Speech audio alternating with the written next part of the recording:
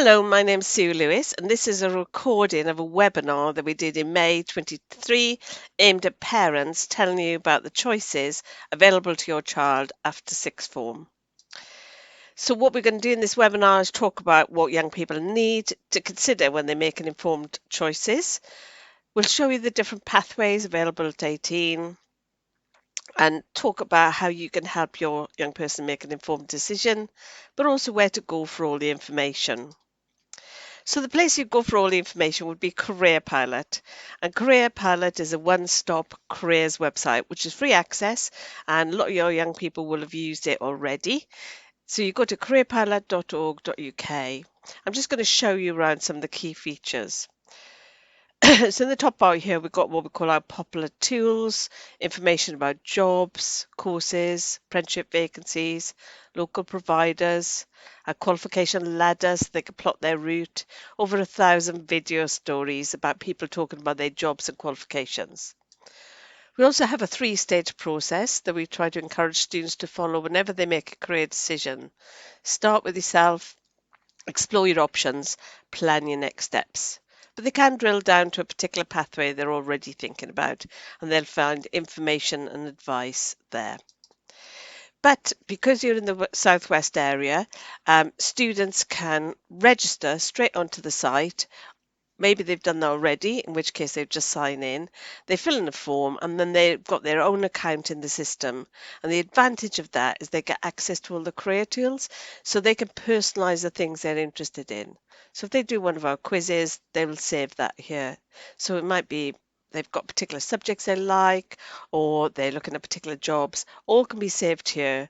That creates a report and gives them quick links so they can get back to what's important to them. So what does the future look like for Year 12 students? Well, in the past, careers were more of a staircase. You start at one step and then gradually move up. And maybe if you're lucky enough, you'd end up on the top step. But things have changed now. So we've got what we call squiggly careers because we don't quite know what's going to happen. Things are happening quite quickly.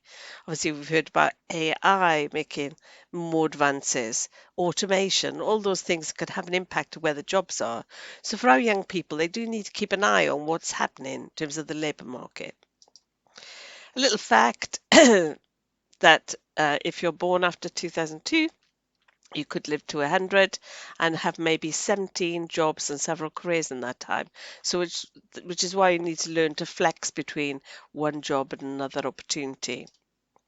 And we talked about AI, but there's also a big growth in automation. The Amazon shop where you don't have to use your credit card, you just pop things in your trolley and walk out. 3D printing in major organs for transplant. Spot the dog, who actually works in a distribution center and goes around getting everything ready. And then electric cars, which are here really, aren't they? Students also need skills. These are considered to be the essential skills everybody needs, whether they're young or old, to be able to move around the labour market, being able to listen and speak well, problem solving, creativity, staying positive, aiming high, leadership and teamwork. There are lots of schools are working on these skills alongside academic work.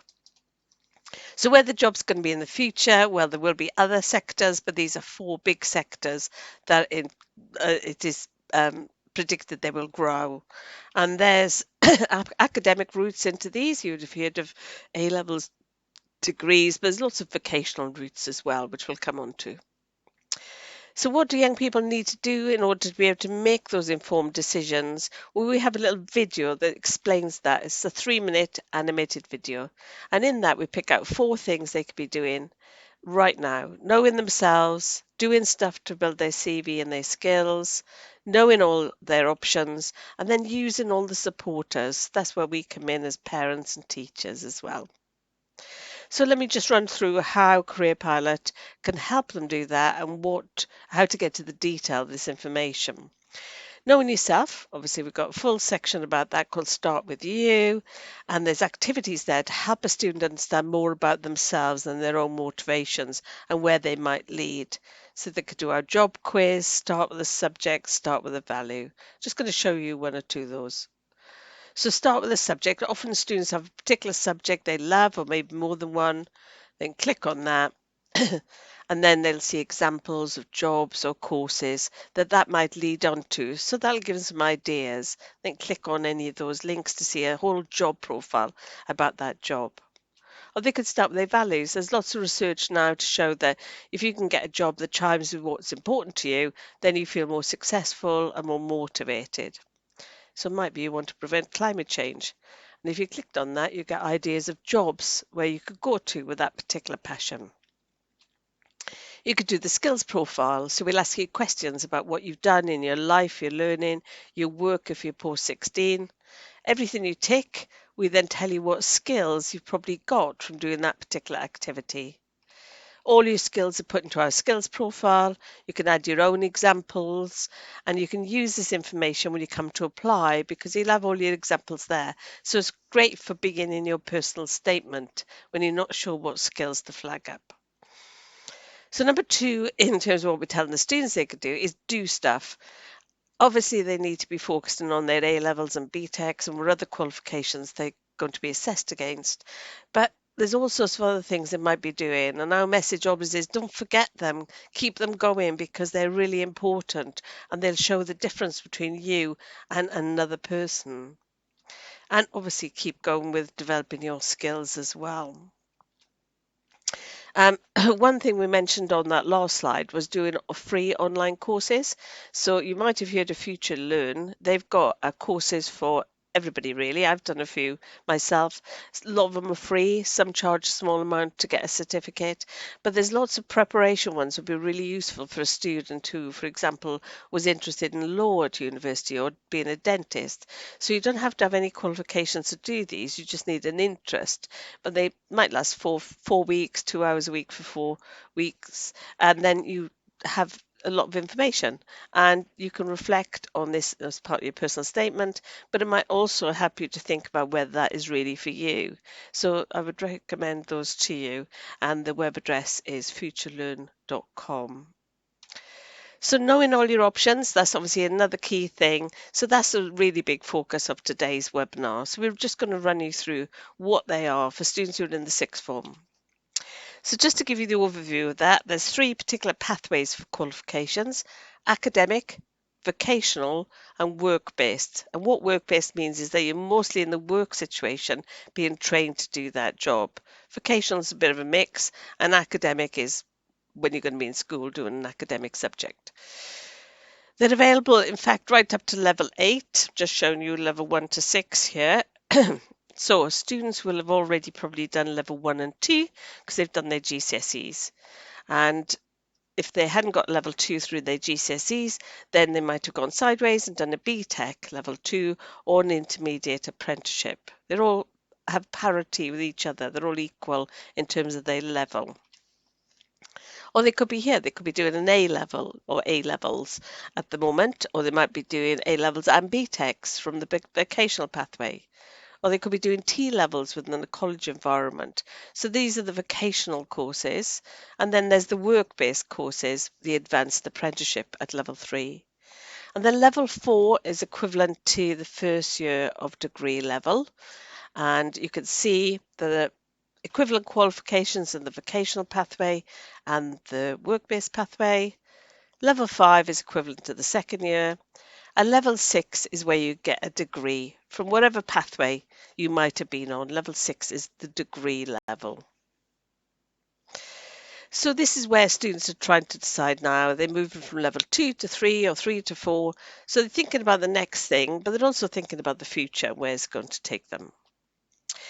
So all this information about different pathways available at 18 is on Career Pilot. So if you go to your choices at 18, you'll see all the different pathways, including those free online courses and links to them as well. So there's quite a lot of information here. We're going to focus on the major pathways tonight: university level, apprenticeships and FE college at 18, how you can do a degree level course within a college environment. So just let's focus on apprenticeships a little. So apprenticeships available in, right from level 2 to level 7, called slightly different things as you get higher up. And you can look for apprenticeships. I mean, it is like getting a job. You do have to find one, On Career Pilot, we have an apprenticeship vacancy search. Gov.uk have loads of apprenticeships on there as well. You can search by level. You can also set up alerts so they'll get in touch with you when something comes up you might be interested in. Not Going to University is another good website for apprenticeships. I've just pulled that off this week where you can see how many apprenticeships are available currently. And that's quite interesting to look at because you can see at level 3 advanced apprenticeship there's 335, higher apprenticeships 83, degree apprenticeships 49. So you can begin to see that they get more competitive and there's less available as you go higher up the levels. Having said that, sometimes you get into a company on an advanced apprenticeship, as long as there's a progression route, sometimes they will train you up to those higher levels. So workforce development is quite a big thing in the apprenticeship sector. So getting into a workplace and then being trained within your workplace through the apprenticeship ladder. Amazing apprenticeships is coming slightly differently, so it's about from an employer, what apprenticeships are those employers offering? So if your young person is interested in the police, then they could go there and they would show them what apprenticeships they offer and when they offer them in the year, because there'll be particular sign-up times. So those are all good ways to look for an apprenticeship. Just bear in mind that sometimes, even if you've got A levels, you might have to go across or slightly down and then back up, because even though an advanced apprenticeship is level 3 and A levels are level 3, you might not have the technical knowledge to go in at that level, depending on what you're doing. They're not going to let you be an engineer if you haven't done anything related to engineering at that level. So be aware that you might have to start a bit lower and then build up that technical knowledge. So what are the benefits of the higher apprenticeships? Obviously, there can be great opportunities. We've seen there's a lot less of those than the advanced, but if you can get one and it's what you want to do, then it could be great. That is a key thing about apprenticeships. You've been trained to do a particular job, so your young person needs to know that's the job they want to do. You will get paid while you're doing it, so you get a wage, and sometimes the employers top that up a bit, so it can be quite a reasonable wage when you're doing a higher apprenticeship. So you'll be getting paid and trained at the same time. It'll also give you a head start in that particular job area because you'll have lots of experience of it. And the training costs for that opportunity are co-funded by the government and the employer, so there's no charge, if you like. So you could get a degree without actually having to pay all the tuition fee loans. So it can be a less expensive way to get a degree, as well as being a great employment opportunity. So they're available in a whole range of different sectors. Here's some examples here. The ones in bold are the ones that are the biggest vacancies available in engineering and manufacturing technologies, information and communication technology, science and mathematics, health, public services and care. And you do have to check out because there's not an apprenticeship pathway for everything. So if you want to be a dentist, you have to go to university. For some things, there might be an apprenticeship and a degree pathway. So you just need to check that out and be sure there's an apprenticeship for what you want to do in the future. And do bear in mind too that sometimes you have to travel to get a higher apprenticeship because it might be in London or another part of the country. So it's not always possible to get what you want locally. So another way that you could actually do a degree through an employer is what called employer sponsored vocational degree. So they might advertise for somebody, as in this example, to do something to do with accountancy, and they're going to train you to do that through they're going to I'll start again. They're going to pay for you to do a degree in accountancy, but at the same time you'll be working for them, so you'll be working in the holidays, for example. So it'll be slightly different from being a university student that hasn't got that commitment to a company, but they will be paying either part or full of your fees. And here's another example from an engineering company as well. So all I'd say, they can be fantastic, but do check the small print because they're paying for you to do this. So they might want you to work with them for a few years after you've achieved your degree. Another route could be going to the college. You might not be familiar with this, but lots of local colleges offer higher education courses. So they could be called higher technical courses. I'm just going to give you some examples here. They're usually at level 4, 5, and 6. So at level 4, it might be a HNC, Higher National Certificate, or it could be a foundation degree, year 1. And then level 5, a HND, Higher National Diploma, Foundation Degree, Year 2. And then you could top up from either of those and do a degree in the 3rd year. So you've got a degree in 3 years, but you've done it in a slightly different way, a vocationally focused degree through a local college. So it combines both academic and vocational qualifications. And they're mostly available in these sort of vocational areas. They're often lower fees than a university, and there are often lower grades needed to get into them as well. Check with your local college, look at their websites and see what they offer. But of course, lots of young people still do want to go on to do a degree at university, and there are thousands of courses and 130 universities. So it's actually deciding which is the best for you. So it's quite a big job to be done there. Now, what we would suggest is you think first about the course, decide which course, and then you find and compare the different places and the different courses to see what might suit you. So some of our tips for that is it is about starting with what you're interested in, your values, your interests, the subject you love. You might already have a job in mind, so you need to look at the job and see what routes you need to take in order to get there. What degrees do they want you to get? Then you need to find, compare where those courses are on offer. Just be aware that even courses with the same name often have quite different modules of delivery. So do look at the detail about what they're offering to see whether it chimes with what you want to get out of that particular course.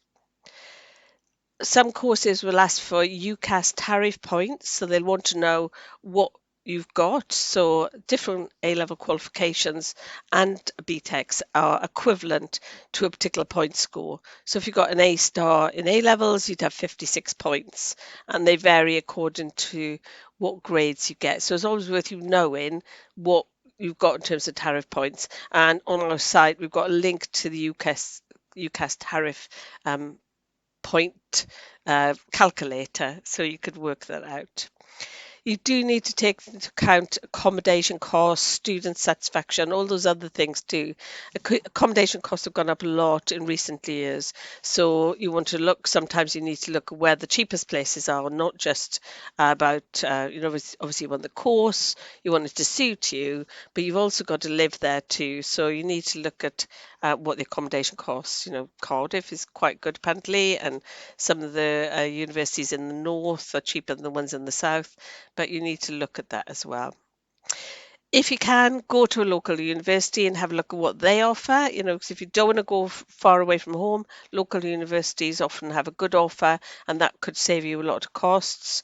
Another option would be to consider Open University. Lots of people doing that too, where they're working and doing Open University part-time. So that's like an online degree. And it will take you longer, but it could be a cheaper alternative, and obviously it cuts out the accommodation costs if you can live with family, for example. There's lots of different ways to do it. So on Career Pilot, we've got information about all these different things we're talking about here. We've also got a section about money and what you need to think about in terms of getting loans and paying those loans back as well. But there are certain things you need to bear in mind when you are choosing a course. If you want to do dentistry, medicine, vet science, then you need to do a specific degree that's going to lead you on to that. Be aware there's a new apprenticeship for medicine called Medical, which is just beginning to, I think it's launched. I'm not sure if they're recruiting yet, but that could be another route as well. But we don't know for sure now whether that's going to be open to school leavers or whether it'll be people already working within a hospital and then they think, all right, we'll train them up to um, do a medical apprenticeship. So keep an eye on that one, I would suggest, if that's of interest. You can also do a whole range of degrees and then do a postgraduate course to become a teacher, for example, or to get into psychology or physiotherapy. So if you were doing a science degree, then you could go on to do physiotherapy as a postgraduate course. So that's another way to do it. If you're not sure what you want to do when you start your degree, it might be that you can move on to another area after your degree from whatever subject you've done. Be aware too that employers really value degrees and sometimes they're not bothered by what subject you got. They just like the fact you've got a degree. So a degree can be very marketable in a whole range of job situations. So just to show you that there are multiple routes into different occupations, just be aware of that. You know, for a nurse, for example, you could go in having done a A levels or level 3 BTEC in health and social care or a T level in adult nursing. And then you could go on to a degree, do a 3-year nursing degree and become a nurse. Alternatively, though, you could go and do a 2-year trainee nurse associate within a hospital, which might be an apprenticeship, or you could be doing a foundation degree, and then you could do a 2-year nursing apprenticeship. So that will take you longer, but still get you to be a nurse. Just be aware there's lots of different ways to get to the same point in many occupations. So, how do you find out about all the different routes into a job? You're probably thinking, well, Career Pilot has a lot of that information. If you go to the jobs area, you can put in the name of a job or search by a job sector or various other ways as well. And then you'll see that job and you could see certain information about it. The salary, is it going to grow? But then there's a whole section called routes into this job. This is really useful because it tells you what routes you can take into that job, but also what's the name of the qualifications that might get you there. So in this case, university, computer science or computer and cyber security or maths or network engineering and security.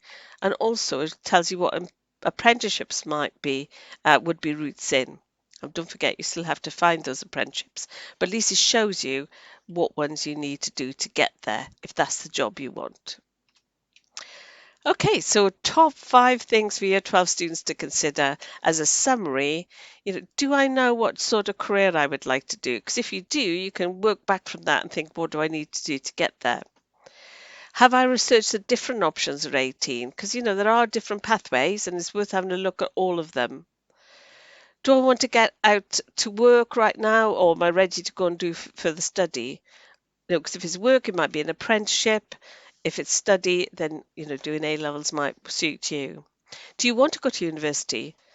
Is that a goal, or are you thinking of something else, an apprenticeship pathway, for example? Or if you're not sure what option you want to do next, then Career Pilot has all that information, so you can certainly help a young person to explore all that. In Career Pilot, there's a whole section about exploring your options. So you can see, you can search what the choice is at 18, which I showed you earlier, by jobs or courses, apprenticeship vacancies, local providers. It's all there for you to access. And in the video earlier on, I mentioned how we encourage students to use their supporters, and that's all of you. So it's the parents, the teachers, careers advisors, Career Pilot is there as well. You know, make best use of everything you can to make an informed decision. What else is there to help parents? Well, on Career Pilot, in the top bar here on the left-hand side, is what is our parent zone.